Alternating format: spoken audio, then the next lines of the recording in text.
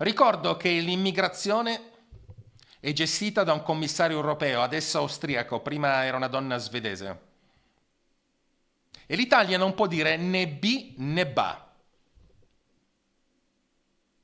Il tutto è gestito da un trattato, il trattato di Amsterdam, scusate, mi confondo con l'euro che mi sta molto simpatico.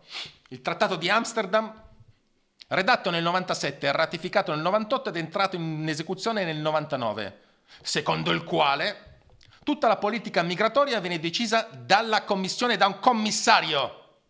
Tutta.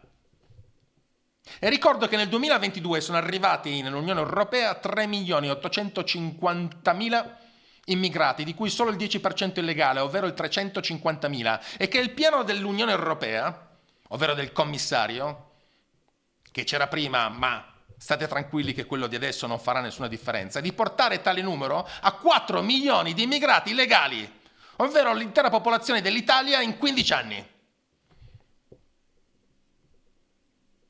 E mentre un cosiddetto capitano dei bastoncini di pesce strilla e urla perché è messo sotto processo, egli stesso non le dice mai queste cose e non ha mai proposto di togliere a quella fogna chiamata Unione Europea tale potere, come invece ha fatto un grande uomo, e scusate, che si chiama Viktor Orban, che solamente il mese scorso è andato in Italia e lo ha spiegato benissimo a Cernobbio. Quello che l'Ungheria vuole è soltanto gestire lei stessa la politica di immigrazione nel paese, perché non vi può essere un modello che va bene per tutti.